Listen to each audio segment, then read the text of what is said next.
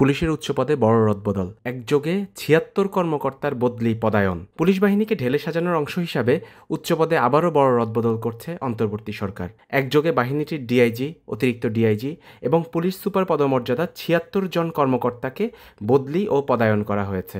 আজ বুধবার স্বরাষ্ট্র মন্ত্রণালয় জননিরাপত্তা বিভাগের পুলিশ এক শাখা থেকে উপসচিব মোহাম্মদ মাহবুবুর রহমান স্বাক্ষরিত এক প্রজ্ঞাপনে এই তথ্য জানানো হয়েছে। এতে বলা হয়েছে, জনস্বার্থে এই আদেশ অবিলম্বে কার্যকর হবে।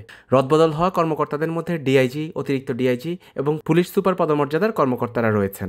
গত বছরের জুলাই আন্দোলনকে ঠেকাতে পুলিশ বাহিনীকে ব্যবহার করে পতিত আওয়ামী লীগ সরকার। এতে ৫ আগস্ট ছাত্র জনতার অভ্যুত্থানে শেখ হাসিনা সরকারের পতন ঘটলে ব্যাপক রোষানলে পড়ে পুলিশ। দেশের বেশিরভাগ থানা পুলিশ শূন্য হয়ে যায়। শত শত থানায় আগুন দেয় বিক্ষুব্ধ জনতা। ৮ই আগস্ট অন্তর্বর্তী সরকার ক্ষমতা গ্রহণের পর পুলিশ বাহিনীকে ঢেলে সাজানোর উদ্যোগ নেওয়া হয়।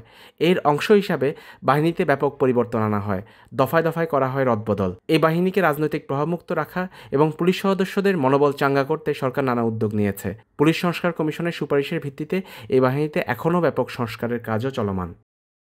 পতাকা নিউজ।